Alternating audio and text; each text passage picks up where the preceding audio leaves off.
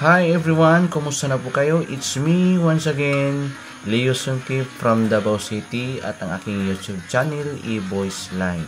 No, sa mga baguhan, guys, pag first time kayo nakabisit sa aking YouTube channel, please don't forget like and subscribe. Yan, start na po tayo. Ang topic natin ngayon ang paggawa ng itik, no? Ng building ng itik. So, yan, nakikita niyo po yan ang aking mga pictures, no? By the way, itong pictures na to, courtesy po to ni Sir Arnel Saldi from Filmico, no? From Filmico yung kaibigan natin. So, ito yung credit natin sa kanya. Siya po yung nag-design ng ganitong klaseng building, no? Shout out, sir. Salamat po sa pag-guide nyo din po sa ating industry. Now, so, puntahan na natin yung ating pinaka-main topic sa content nito. At sana po may ballpen na kayo at saka papel. Yan guys, no, nakikita niyo po yung akyatan. Yan ang akyatan po ng mga ducklings. Yan po, yung mga itik na yan. So by the way, ang design na to ay lapag type, no, pero semi-hanger. As you can see, nakikita niyo po yung mga yung rice hull na yan, no. So yan po yung lapag type. Bali aakyat po yung itik diyan sa may rampa, no. Yan, may green, nakita niyo yan. Amazon yan, yung half inch na Amazon. So, diyan sila aakyat. Sundan nyo lang po yan po si Sir Arnel. Sundan nyo po lang yung aking video. At sa ilalim po niyan, may fence, no? May filing na concrete hollow block. Tsaka dun sa taas, may water sa baba. Andun sa taas yung mga itik. Maganda yan po pag ganun ng style nyo, guys, kasi diyan nyo po ilagay yung mga bagong ducklings, no? Yung bago pa lang, week old. Diyan mo muna sila ipalalakihin. Yan. Yan si Sir Ariel Saldi. Yan po. So, diyan nyo po niya, yan po yung pinaka-design. Bali, ang sukat niyan, 4 feet. Sa yung akyatan, 4 feet doon po sa ibaba. Tapos, lagyan niya ng division. Bawat kulungan yung room, pinaka-room ng itik ay 1.5 square foot ang standard po ng itik. So, ibig sabihin, i-times nyo po lang yung number of heads kung ilan yung heads na ilagay nyo sa kulungan, yun po yung sukat ng kanyang room, no? Ayan, dyan po sila aakyat. Kung medyo nakita nyo yan, may fence yan, tapos water yung sa baba. Okay? So, may drainage yan. Dyan mag-iimbak yung kanilang ipot.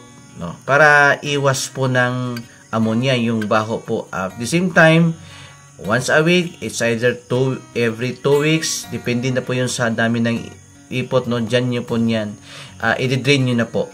Okay? So, sa next slide, yan. Diyan nakikita nyo malaki na at ganun pa rin may pakainan diyan sa gilid. Yun, tingnan nyo lang po yung design ng kanyang feeder. Kakasya po yan ng isang sako, no? 50 kilos ang kakasya yan. At sa gilid din yan po sa patukaan ay may fence din, yung ulo lang makapasok, no, doon sa kainan para maiwasan na maapak-apakan yung feeds so that manatili siyang fresh yung pagkain nila, hindi maapakan. Kailangan po may harang. At yan din po sa gilid niyan, as you can see, ano yan, concrete, no? Concrete hollow block po na fence, nakapaikot. At yan sa taas naman din po, nakadugtong yan, cyclone wire po yan, no? Cyclone wire po yan. So yan po ang maganda kasi maiwasan yung mga predators pag ganun po. Yan. So para lang gumawa kayo ng yung kulungan ng peggery, ganun lang, palaki lang ng konti. Yan. Next slide na din po. Ito na yun din po yung medyo malaki din yung budget, no? At yung nilagay niya sa taas, yung paliguan talaga ay yung plastic matting.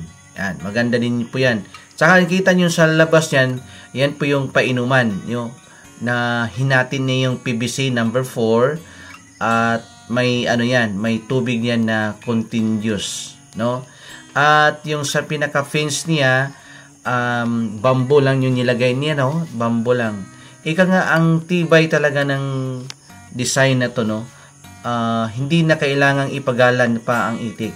Yan. At yan ang rice hull. By the way, ang rice hull, tip ko lang sa naglapag type, kung kinakailangan papalitan nyo once a month, kung kailangan palitan talaga ang rice hull.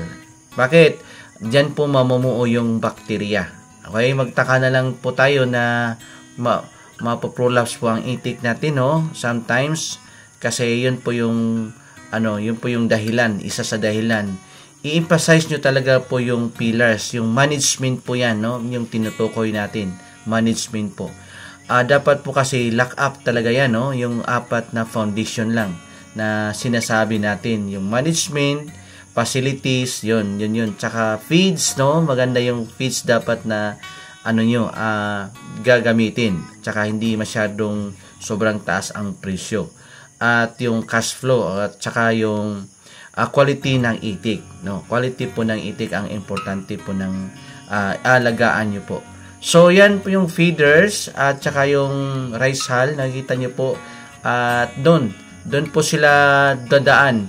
Medyo yung itong pinakita natin na slide na to, iba-iba po tong klase na farm, no?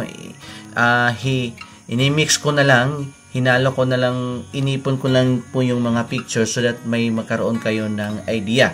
At dito naman sa itong picture na din po to, ay hindi buo yung akyatan, no? Sa gilid lang. Tapos maganda yan, parang detachable. Pwede nyo iakyat. Pag ayan yung iakyat nyo, itali nyo yung pinakaakyatan, yung stair niya. Tapos pagka umaga, pwede nyo ibaba. No, ganun. Basta lang, para-paraan po talaga. Yan. Sa gilid naman, nakikita nyo, bamboo lang po, no? Diba? Bamboo lang po ang kaniyang pagitan. Yung pinaka, nila. No, yung fence sa gilid. Yan, maganda yung design na yan kasi sa gilid po sila dadaan, tapos mas maganda din po dalawang stair, no? Kumbaga kung dito sila aakyat, may entrance tsaka may exit din, no? Maganda yung may exit. Ibig sabihin po, doon sa kabila sa right side na din po, hindi ko lang medyo na zoom kasi nag voice over tayo. Lagyan nyo din po doon para kung yung tapos na kumakain is kuksang siya lalabas, no? Doon sila mag-i-exit sa kabilang side naman din. So sana po nasundan nyo itong aking ini-explain ngayon. Yan. So yan yung kanina pinakita natin at yung pinaka-top ng akyatan ng itik ay doon po yun nalagyan sila ng paliguan, no? May paliguan na plastic yan, tsaka may painuman. But take note, depende na po sa inyo, no? Okay na po walang paliguan, no? Kasi may supply naman din po ng flowing water na nakahati na PVC nung number 4. Ayan, so maganda po talaga pag ganito guys kasi very manageable at saka hindi kayo mapamahal. At saka yung kaniyang purlins, pinaka-purlins nila is yung galvanized, no? Galvanized na purlins, yung metal. Okay? Kailangan to kasi, alam nyo pa, once lang tayo gagawa ng ganitong project. Pagka may capital kayo, ito dun nyo na, no? Ayusin nyo yung management na side para pag may production na, tuloy-tuloy na po. Okay? So, ganun pa rin. Yan, yung pinakabuong hallway ng itik, ang kulungan na to. At yan po din yung paitlogan, no? Yung paitlogan. Pwede yung lagyan ng paitlogan sa ilalim, no? Yung kawayan. Okay, tapos yung sa taas, parang may upuan. Diyan na po ilagay yung mga feeds. No? Yan. So, kailangan kasi yan. Kasi gusto ng itik din na may privacy. No? May madilim na area. No, kumbaga kung ang tao'y manganganak, kailangan may privacy, may room. So ganun din po yung itik, no? Kasing kapareho lang po. So ganun pa rin, bamboo yung kanilang nilagay na pinaka boundary, yung fence din po sa gilid na gilid, no? Hindi ko lang alam itong isang, eto, may upuan, sa pwedeng yung caretaker, pwede siyang hihiga dyan, tapos hintayin nila yung mangitlog ang itik. No, ganun din po, no? So, bawal po yun, no? Pag ganun, biro lang. Yan. At nakikita nyo po, ang linis-linis po ng, ng flooring.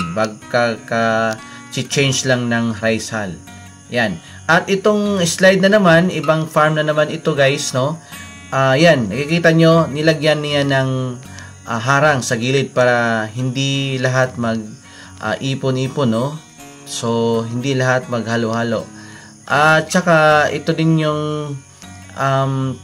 pakainan, yung yan, lagyan ng fish na yan. So, kailangan ibuhos niyo na ang fish, yung dalawang kainan. Isabay, kumbaga kung maglagay kayo ng morning, isalin niyo na yung budget ng pangtanghalian, no? Para hindi kayo masyadong palaging pumupunta sa loob ng itikan. Okay? At least 2 times a day lang kayo pupunta. Hindi sila masyadong ma-disturb. Yan. At ito naman sa next slide, ito po yung sa labas, no? Yung semi-hanger. Ayan po yung naka-fence, saka may drainage. At siguraduhin lang po, no, na malayo konti sa mga kabahayan. Okay po? So, yan. Yan po yung advantage po kasi dyan po sila mag-i-standby kung saan po may water. Kasi alam nyo po, yung itik, pag feeder, naga-feeding tayo, siyempre mainit, no? Mainit yung feed, so kailangan nila ng water. So, dyan po sila mag-i-standby. At ang good thing, ang maganda, pagka, yan, katulad yan, may tubig silalim, makakatch po yung mga ipot. So, hindi siya magbaho at saka walang masyadong mga, yun, yung mga maggots po, yun po yung dahilan ng magbaho. At saka yung nakikita nyo po kanina na explain ko, yan po yung PVC pipe, no, na hinati. At saka may poset. Yan. At saka yung pinaka rihas-rihas niya, yung kulay blue, ano lang yan, yung electric hose ba yan, yung plastic na yan. So yan. Yan po yung nilagay nila dyan instead na kawayan. Okay. So dyan po sila, dyan po ilalabas yung mga ulo para iinom yan sa water na yan. So, take note din po, dagdag tip na lang din po na bawat ganyan painuman, every morning at evening, hapon, no, kailangan po nating linisan. Okay? So, yan. Kasi pagka hindi po yan maayos pag-alaga, ay hindi din po tayo makakuha ng magagandang result ng kanilang production. Yan. Sana nasundan nyo po ang aking sinasabi. So, kailangan po kung hindi pa kaya ng mga production nyo, kung magsahod kayo, no, magsisweldo kayo ng tao, wag na lang muna. Okay? So, kailangan mag hands-on kayo kasi negosyo natin to. By the way,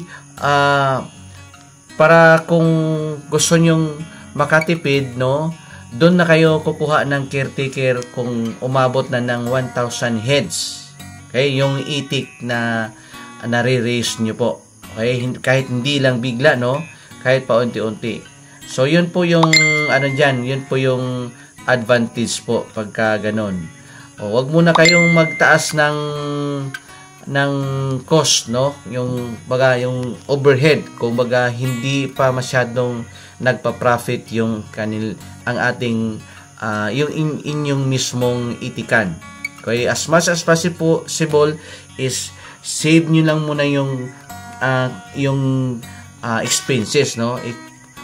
Kumbaga, i-trim down lang muna natin. Okay? So, sa next slide, ito naman din yung pinakita ko kanina. Simple lang, no? At ito naman din pong isang farm na to. Yan, nakita nyo po. Diyan sa labas na hinati na PVC pipe, ay nilalagyan po nila ng cyclone wire. So, ibig sabihin, mataas po yung bulada. Yan, para hindi matamaan yung maulanan, no? Kumbaga, safe na safe po yung painuman. Hindi din siya mababad sa init.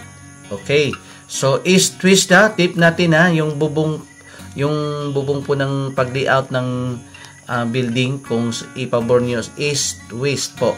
Okay? Para hindi po mainitan. So, yan. At saka tip lang, no, kung hindi kailangang magtanggap ng mga visitors dyan, huwag nyo talagang papasukan ng mga tao. Okay? Except sa caretaker. At tip ko din, kung yan ang suot niya, white, so yun din po yung isusuot niya tuwing papasok siya sa poultry.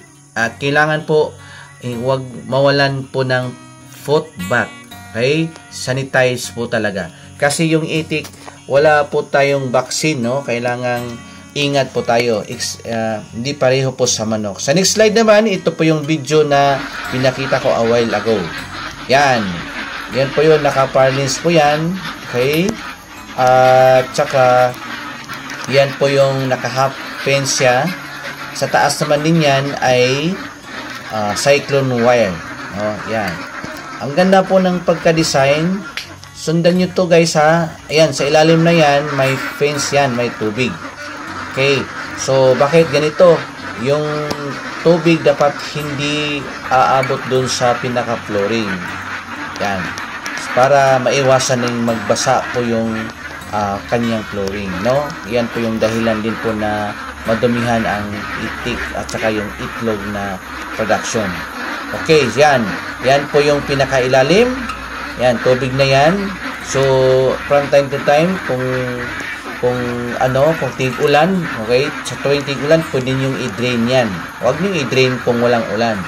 Para po, hindi din masyadong mabaho. Yan, yung tubig sobrang linis. Ganun po yung gawin nyo guys ha. Yan. Okay, so sa taas naman din po, nilagyan niya ng Amazon wire para hindi makapasok yung mga ibon. Okay. So, yan. May mga drainage po. At saka, yan. Magandang facilities to guys. Saka yung water, kinatch niya. Nilagyan niya ng gutter. Tapos, isang bagsakan na lang, no? Doon sa kanilang drainage. Ang water from the rain. Okay? So, yan. Yan po yung pinakailalim. Mas maganda po pagka i-concrete nyo po. Buhos po, no? Semento. At saka, yan. Yan po yung pinakita natin kanina. Review lang natin to para at least masundan niyo po ang aking explanation, no? Yan po yung kanina. Again, at alam ko po nanonood kayo, no? Nanonood kayo. So, sundan niyo to palagi yung tutorial ko guys, no? Sa mga baguhan na mag-iitik, magandang design to sa mga wala pang nakikita na ideal. So, ito yung pinaka entrance, no? Yan. Maganda, ipalibutan na lang, no? Paikutan na natin ng mga cyclone. Yan. Sobrang ganda po, no? Po yan, nakabuhos po yan, naka-concrete po yan, no? Okay. So, again, ito po yung kanilang painuman. Yan. Yan po yung painuman. At saka, yan, may poset. Ang aking suggestion din yan, kung pwede lagyan nyo ng floater. Okay? Kumbaga, yung posit na yan, durugtungan nyo ng floater. Mabibili yan sa Lazada, tag 200 lang yan. Kunik nyo lang. Okay?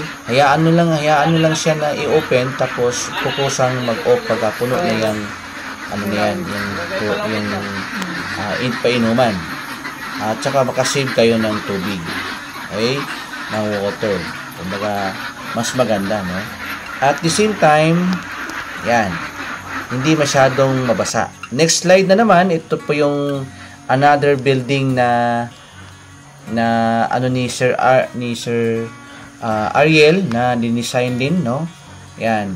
Medyo mainit nga lang to guys ha. Kunin niyo tong trapal pagka tanghali. Eh kailangan kuwaon yung trapal, no? Kunin niyo 'yun, ialis niyo 'yan. Kung may mabibili kayo sa online, yung parang screen, no? Screen na kung pang orchestra, yun yung pong ideal. Okay. So, yung entrance na yan, dyan. At sa next slide naman din po, kababago lang na nag-layout, malayo sa tao. Maganda tong building na to. May ventilation, tingnan nyo. Streamline. Tapos, may ventilation sa gitna. yung sa bubong mismo. Saka ito yung pinaka hallway entrance. Okay, tingnan nyo po to. At dyan po yung sa left, yan yung painuman. Okay, painuman yan. At yung sa right naman, din yun po yung lapag. Hindi pa lang tapos to guys ha, pagka video ni Sir Ariel Saldi, no? Taga Filmico po. Courtesy po to, shout out sir, salamat po sa video nyo. Talagang matibay ito pagkagawa, no? Ay, so yan po. Sobrang ganda guys. So ito kakasyata ng 1,000. Okay, so yan po yung mga ganda design na sobrang practical, no? Sobrang practical talaga na pagkagawa. Total, once ka lang na mag-invest, total, ano na lang, pang matagalan na to. Kumbaga, kung may capital ka talaga, ibuhos nyo na lang, no? Para sa budget na to. By the way, ang budget, approximate lang sa mag-iitik dyan, no? Tip na lang natin, no? Kailangan, bawat itik is 500 pesos ang cost, no? Kumbaga, mag-raise kayo ng 1,000, kailangan nyo po ng 500,000. Okay? So, 500,000 ang budget po niyan sa 1,000 hens or more or less. Okay, so yan pa rin yung kanina. Inulit ko lang para at least masundan nyo. Okay? So, parlins po yan. O, kailangan may, pag hindi galvanize ang gagamitin nyo na materials yan, kailangan may primer, no? Para hindi mas madaling mabulok. Okay? Okay, so yun. Madali po kasing makalawang pag ganon, guys. So, sana po nagustuhan nyo ang ating content, guys. Sa mga baguhan, please don't forget like and subscribe and pakishare na lang din po para marami pong makakaalam sa ating mga content. So, it's me once again, Leo Songkip from Davao City. And kita-kita tayo sa next content natin. And bye-bye. God bless. Ingat po kayo. Bye-bye.